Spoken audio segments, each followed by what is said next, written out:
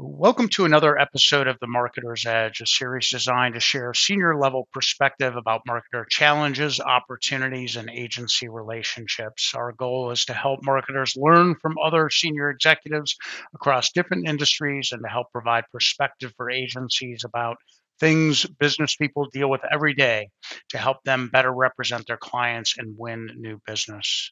Today, we're talking with Michael Rauh, the president and CEO of Chelsea Groton Bank out of Groton, Connecticut. Hopefully, I pronounced that correctly, Michael. You did. You nailed it, Mark. All right, Congratulations. very good. Well, listen, really appreciate you joining us today. How have you been? I've been great. Thank you very much. It's Good, uh, it's a good, good, pleasure to be here. good day in Groton today. The skies are clearing. We've had rain for a couple of days here, and the weatherman promised me it was going to be 60 degrees this afternoon. So I'm well, that hoping to get well out that of here and enjoy it. there we go. There we go. Well, that's great. Well, I've got a small handful of questions for you today. But before we do that, can you tell me a little bit about Chelsea Groton Bank and your role in the organization so our audience knows what kind of company you are and what kind of things you do for the organization?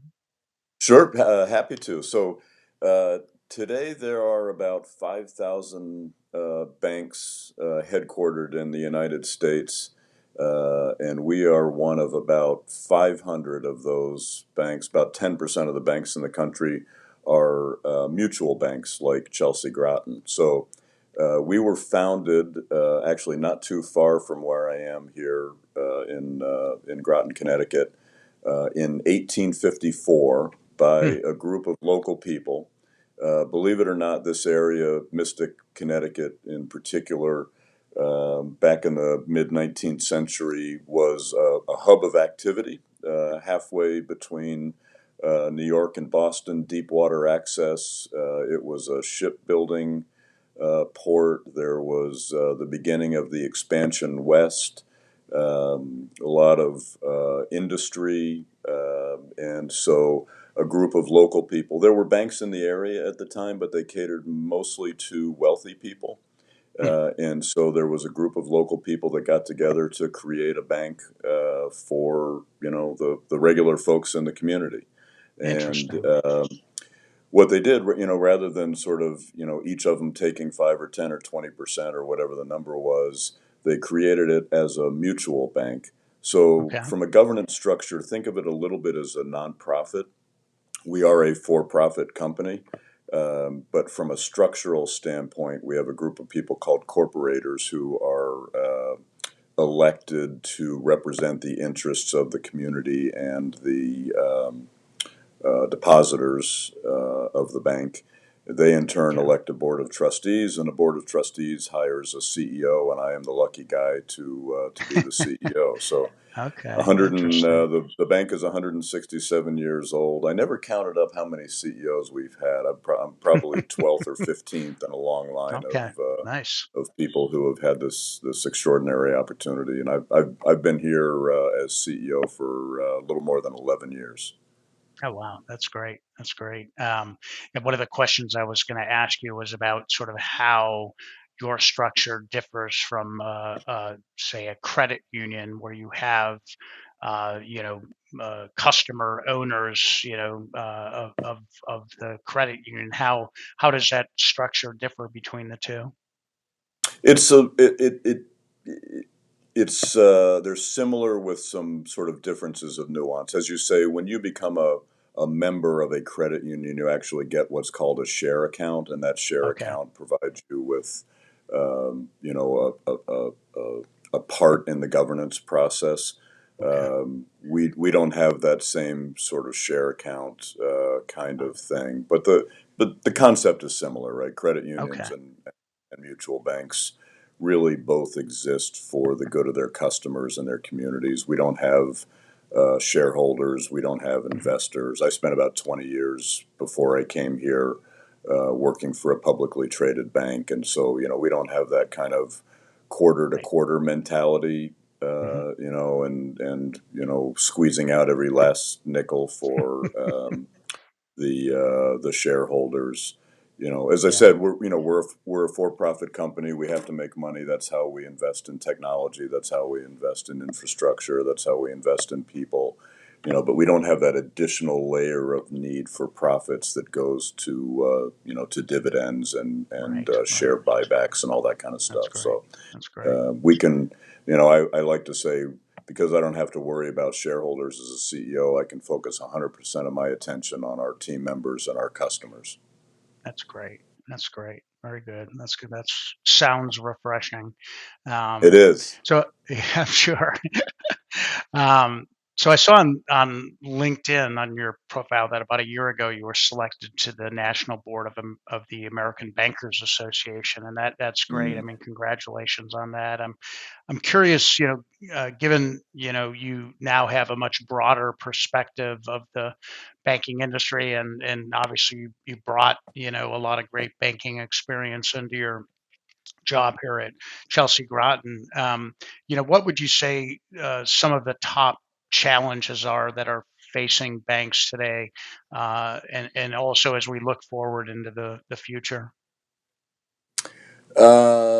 We are a heavily regulated industry, and for good reason. We have at Chelsea Groton here, we have about $1.5 billion of other people's money, Right, and we should be held accountable for that, and people should be making sure we're doing the right thing. Unfortunately, I would say, Washington, and this is I'm not being judgmental, not being hmm political. I'm just the hmm practical realities are right, the regulatory and environment, just like the political environment in Washington. Sort of like a pendulum that swings probably too far to one side and then wildly swings too far back to the other side. sure, So we're in an environment today where the people regulating us are um, kind of coming. One of the frustrating things is I've been a community banker for 30 some years, and the people that okay, I work with um, that I know, our love, our joy is helping people buy their first home or retiring or buying a right, business. That's our mission is to that's help great. people Yep, achieve their goals in life. And unfortunately, I think we're in a regulatory environment where we are viewed as the big bad guys who take people's houses away and charge fees that people didn't know about. And the reality is, it couldn't be further from the truth. yeah, I'm not naive enough to know that there aren't bankers out there who have done sure, bad things. In every profession. There are good cops and there are bad cops, right? There are good sure, lawyers and there's bad lawyers. There's good senators and there's bad senators. And I'm not naive enough to think that there aren't bankers that have done bad things. But sure, as you said, I've been very active in the American Bankers Association for a lot of years. yeah, I've met bankers from across the country. Um, Everybody that I've ever met, is just the salt of the earth. They're, active in their communities. They're on local boards. They contribute to local causes. We live and die by how, strong our local communities are. If you're in a community that is impoverished and going backwards, nobody's borrowing money and nobody has money to put in your bank. yeah, So, it's in all of our best interest to make sure that the communities that we're in, we support and try to help and grow and thrive. So, yeah, yeah, unfortunately, we're in this sort of environment right now from a regulatory standpoint where, we're kind of fighting the good fight and trying to hmm explain to people in Washington that we're actually on the same side as they are. And, it would yeah, be better for all of us to work together rather than us to be sort of demonized. yeah. Yeah, that's So too bad. So regulations just get in the way of some of the altruistic sometimes, things but that you like guys I are trying said, to do. Yeah. we should be regulated, right? We've got a Yeah, lot of sure, of people's course. money, and we should be, Sure. held accountable for that. But we so I'll get off that soapbox now. No, One of the no, I that's think one of the cool. most fascinating. I'm curious how do you aside from making loans to help people start businesses or buy their first home, how does Chelsea Groton further entrench itself in the community to make the community feel like Chelsea Groton's got their interest in mind?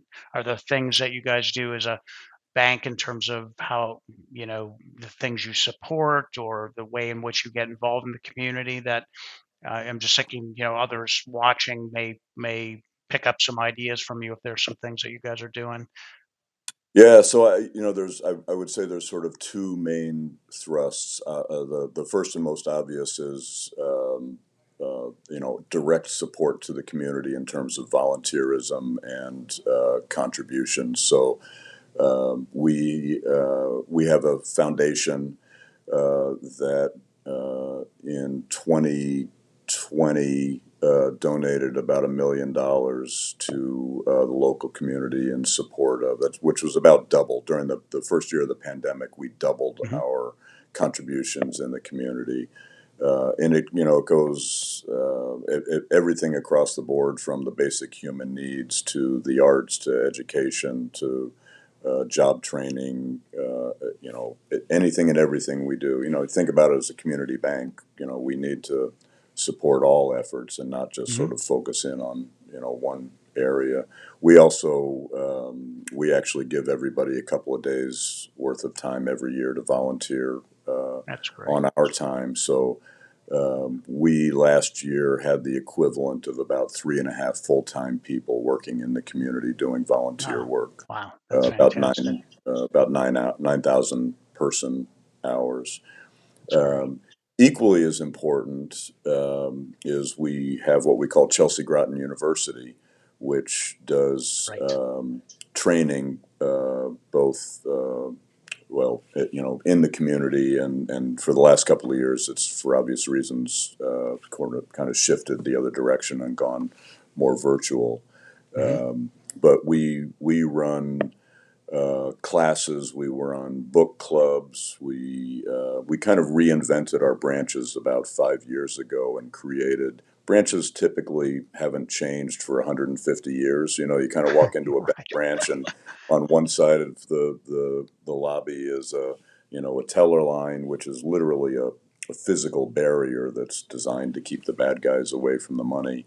And on the other side of the lobby is a series of offices and desks with Hmm. big wooden tables that you sit across and beg somebody for money.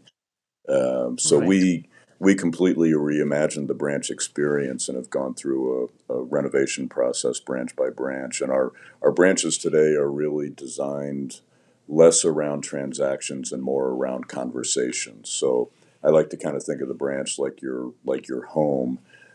So we've got kind of a living room area, we've got kind of a kitchen area, we've got kind of a den area, comfortable places where you can Hmm. sit and talk and have a conversation about what your dreams and goals are, right? So That's great.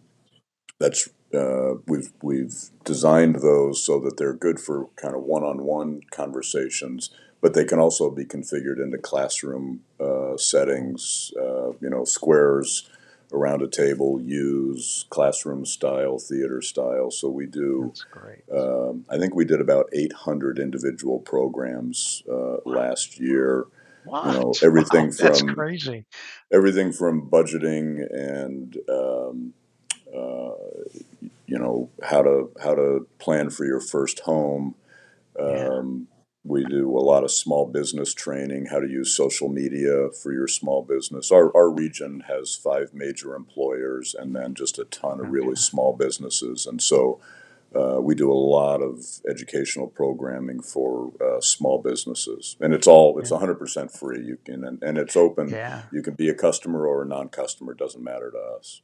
Yeah, I saw that on your site, and I was like, I've never seen anything like it. I mean, what a cool concept! It's even cooler the fact that you've done 800 of those just in the last year. Um, I'm curious, like, do you? Well, first of all, like, when did it start, and who started it, and why did you do it? So it's a pretty cool story, actually. I'm glad you asked. We for our 150th anniversary. I wasn't here at the time, but the decision was made. A lot of times when you celebrate a big anniversary like this, Mhm. right? You're in marketing. I've been in marketing my whole life. You create a book, you create some kind of a giveaway, you do mailings, you have parties. Sure. Um, we did some of that, but we decided that the best gift that we could give to the community would be to create a full-time community education officer. And so when I got here a little more than 11 years ago, I had a full-time person who did nothing but go out into the community. And most of the focus at that time was on school kids. As you probably know, Yeah. financial literacy used to be a part of many schools' curriculums in, middle school and high school, and for budget reasons and other reasons, a lot of the schools took that out. So the original idea was to kind of fill that gap and support the Okay. schools with a full-time educator. Um, when I got here, I thought, that's a really cool idea, but there's so much more we can do than just educate, eighth, 10th, 12th grade kids. Sure. And then as we started thinking about reinventing the branches, we thought, you know what? We've got people going out and speaking in libraries, senior centers, schools.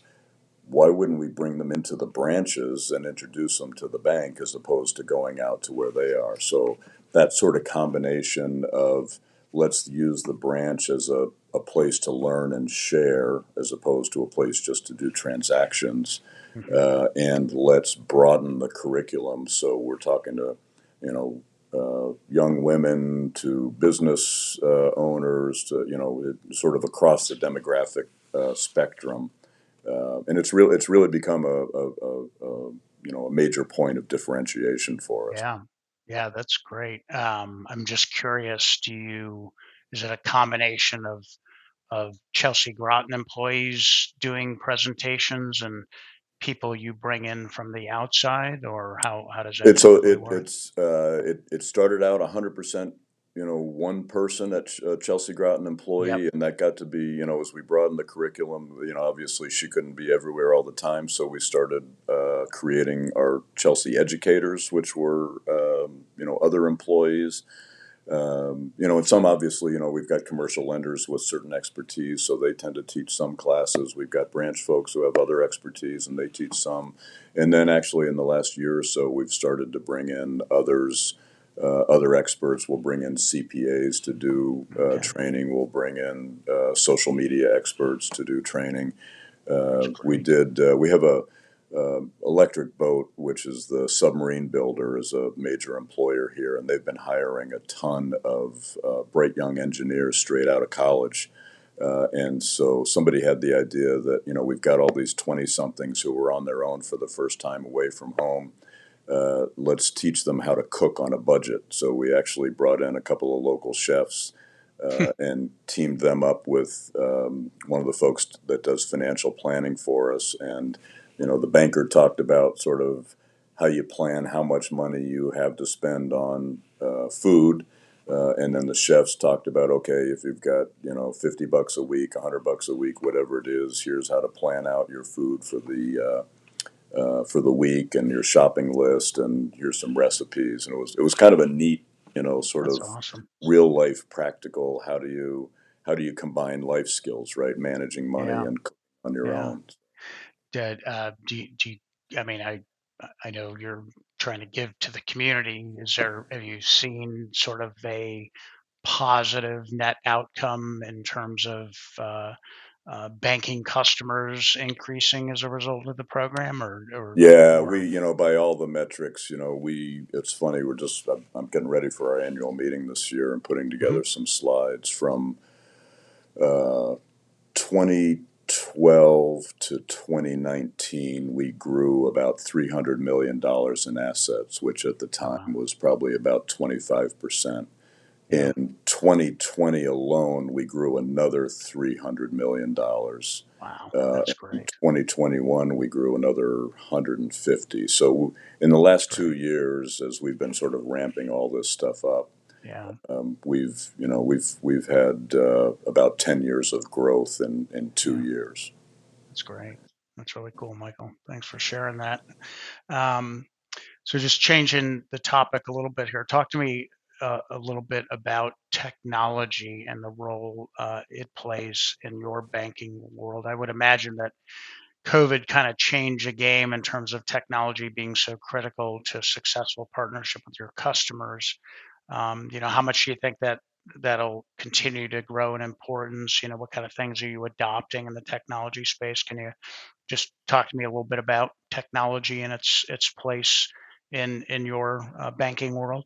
Yeah, yeah, it's a fascinating subject. So our core strategy is about taking really, really, really good, smart, experienced, wonderful people and combining them with technology, both customer facing and employee facing, to create a great customer experience. So if you think about your own banking, most of us, there are times when you just want to jump on your phone, do a quick, mobile banking, deposit a check, or make a bill payment or transfer money to your babysitter, your boyfriend, your cousin, whatever.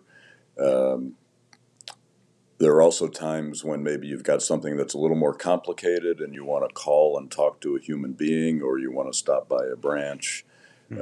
And then there are other times where it's a fairly you're thinking about buying your first home, or you're thinking about buying a business, and you need to really have a conversation with somebody that knows what the heck they're talking Right. about. So um, we combine all of those things. So you can come into a branch, you can call us, you can email us, you can chat with us online, you can text us.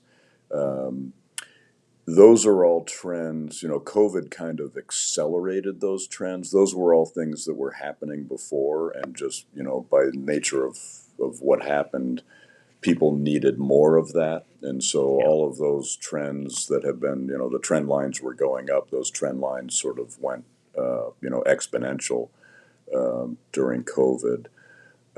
I'd say the biggest differentiator for us in the last couple of years has been the expansion of our use of video technology. So we now Okay. have converted every one of our ATMs to a video banking machine. So Hmm. you can literally, and we've expanded the hours. The video banking machines are open the same as our call center hours, so 7 in the morning till 8 at night, and on weekends. And you can do anything with a video banker that you could do if you were standing in a Hmm. branch, but in a much That's more great. convenient way. And then we've added, similar to the technology you and I are using right now, we've added a video app to our mobile app so that you can literally do a secure video call with a banker Hmm. 24 hours a day, 7 days a week. We can exchange documents, we can sign documents. We can do pretty much anything except hand you cash. And it's just a matter of time before we figure out how to do that. Right. Um, Yeah. but we've Yeah. really, No. really completely redefined what convenience means Yeah. That's in great. the 21st century here. Yeah. Yeah. I interviewed a CMO from an Alabama credit union the other day, and he said they are as much a technology company as they are a financial institution. At least that's the way he wants to think about the future of their business, which I found interesting. Curious, just from your perspective, do you think that's a good way to be looking at things, and why or why not? Would you say? Um, it's interesting when I've heard this argument about Uber, right? So, is Uber a technology company or is Uber a transportation company? In Hmm. my mind, the functionality of Uber is still to get me from point A to point B. Right. They just happen to use technology in a really cool way to make that efficient and effective Yep. for me, right? So, I don't like to think of us as a technology company. Like I said, our mission is to help people buy a house, to help people Right. retire, to help people put kids through college. Technology is one of the tools that we use to be effective at that. So, does that make us a technology company?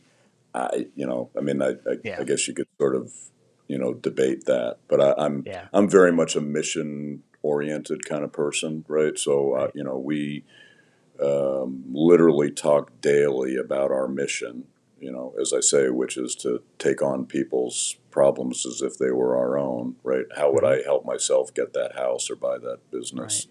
Yeah. Um, and technology is a really, really, really important part of that. So, just changing the subject a little bit, I'm curious. Do you currently work with any outside marketing agencies, and if so, what are you using them to help you do?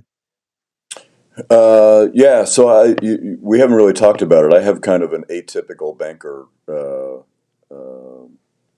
background because my first few jobs out of college were selling advertising, and then I went to work Hmm. running marketing for a small, what now would be considered a software uh, startup, and then Okay. spent about 5 years in the ad agency business. So Oh, nice. before I kind of fell backwards into banking, I was really kind of a sales and marketing guy, including Okay. having direct agency experience, which was really one All of the right. great experiences of my. I mean, that 5 years was really foundational, I think, to the way I kind of look at the world, and then I spent the last 30 years in banking. So we have kind of a hybrid approach. We have Okay.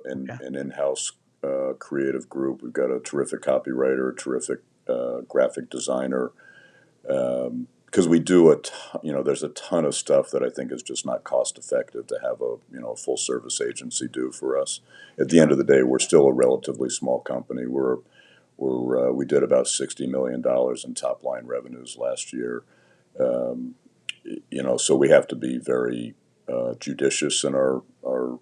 spending, and so we use our in-house group for a lot of the sort of core basic blocking and tackling stuff that we do, um, and then we have a couple of freelancers that we work with. One that's sort of a high level, sort of ex creative ad agency creative director, and then a copywriter and a graphic designer that we use for more campaign type stuff and high Got level branding type stuff. So, but we all work together as a team, it. internal, external. Me, our chief marketing officer. It's one of the more fun parts of my job. It's like what's the old saying?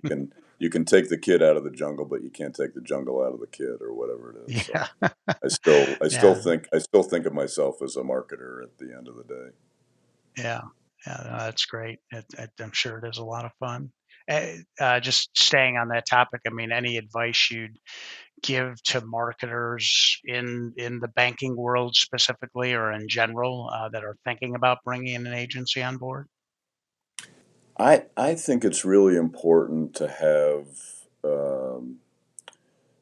sort of first level discussions with a lot of agencies. That there's as many agencies as there are ideas in the world, right? And everybody's got a different approach and a different specialty and a different knowledge. And I think the first thing, sort of the first level cut you have to make is, are we aligned philosophically, right? Sure. Talking to not just the account exec, but talking to the principal, talking to the creative director, do you have the same philosophy that I have? And if you do, then let's get more into the weeds Yeah. about, show me Yep. some of the work you've done. Show me, don't just show me the ads. Let me understand what was the research you did. What were you trying to Yeah. accomplish? I go back to my agency days. One of the great things I learned about, being in the agency business is I I can't judge whether an ad is good or not based on how I feel, right? I have to put myself in the mind of the target audience, right? So, Right. if we're selling fashion jewelry to teenage girls, I have to put myself in that framework and judge it based on how I think a teenage girl would respond to it, right? Not a Mhm. middle-aged white guy. And so, I think that's a life lesson, for all of us. It's like, oh, Yeah. I hate that ad. Well, you're not the target audience for that Yeah. ad. So it doesn't matter whether you hate it or not, right? Or I Right. really Right. love that, but the people who Yeah. for whom it was intended didn't. So Yeah. Yeah, no, that's great, great advice. So one last question for you, kind of on the same topic. This time, I'm an agency principal, and I want to come knocking down your door or on your door. I won't knock it down. Attempting to win business from you. What advice would you give that agency that's trying to win your business? I think I would say two things. One is, as a CEO, I literally get hundreds of emails a week and blind phone calls from people saying, um, "You need me, and if you give me 15 minutes of your time, I'll tell you why." Um, and everything under the sun. I think the people that have had the most success with me and the others that I work with are, people who meet us where we are, right? So, every state has and I'm just talking about bankers in specifically, but Hmm. this could be any industry, right? We all have trade associations. We all have places where we go, you know, spend time if you're trying to get bank clients, right? Be a sponsor of uh, the Virginia Bankers Association or the Hmm. North Dakota Bankers Association or the Ohio Bankers Association, right? Go to their convention, spend time building relationships with people. And then secondly, the key to that relationship is tell me what you're trying to accomplish and let me, I think one of the reasons I was successful early in my career when I was selling advertising was I didn't go in trying to pitch advertising. I went in trying to understand who the business was, what they were trying to accomplish, what their challenges were. And then we'd start talking about an ad, and this is how I kind of morphed into the ad agency business because I was more about trying to figure out how to help them sell, you know, pepperoni, as opposed to telling them, why my newspaper was better than, the next guy's Sure. newspaper or the radio, right? So I think the Yeah. same thing is when you're pitching your agency, you've got to get to know the players, you've got to get to understand what it is they're trying to accomplish, and then relate your abilities to those goals, right? Just coming in and saying, "Hey, I did this for this guy, and I won this award, and I know more about banking than anybody in the whole wide world." Okay, maybe, um, but get to know me, get to know my bank, get to know what we're trying to accomplish, and then help me understand over time how you can make me better. Yeah, yeah, definitely. Yeah, it's great counsel, great advice. We have a separate business where we represent agencies and operate as their outsourced sales team, and always encouraging agency principals when they go into meetings that we set for them to not go in and just talk about how great they are, or really to try and come to the table with ideas based on what they know about the age or about the prospective client, or just go in and ask good smart questions and get to know you and give you some sense of comfort that there is some alignment. So that's great counsel. We Well, listen, did. Michael. It wasn't Go the ahead. agency business. Just one last thought on that. That Yeah. a bunch of us were interviewing three different consulting companies for some work that we're doing, and I said to each of them, "You got 45 minutes, and that's got to cover your presentation plus Q&A, Hmm. and it's a hard stop Yep. at 45 minutes." And two of them spent 25 minutes talking about themselves, and left time at the end for questions. Hmm. The third one, and the one that actually won the business, and it wasn't entirely because of this, but I think it told a lot about who they were. They Yeah. started by saying, "Okay, you know about the project, you know about us, we've given you the information. Tell us what questions you have up front so that we can make sure we cover those questions as we go through our presentation." And they very thoughtfully took the questions to heart and modified the presentation and the way they went through the presentation to make sure they hit on what they then finally knew was important to us. So Yeah, I think that was a real, another one of those lessons is, ask questions and listen definitely. before you start selling. Absolutely. Well, listen, it's been a great conversation. You guys are doing some fantastic work. Love the whole university concept.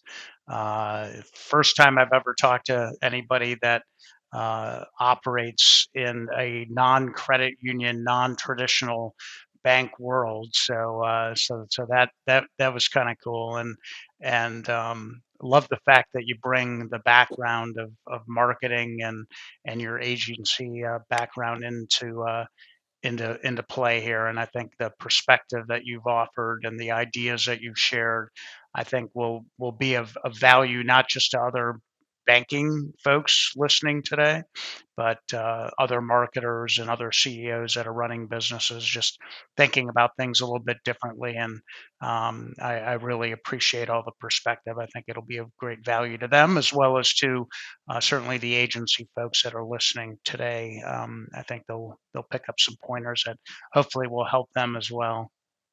Hey, it's been a pleasure, and similarly, congratulations to you for sort of reaching out and doing something different as as an agency guy, and I being a thought appreciate that. leader and connecting us all to each other. I think it's a Yeah, terrific use of your skills in the medium, and happy to participate. that's great. That's great. Thanks so much. Appreciate it, Michael. You take care. Have a good rest of your day. Thanks, you too.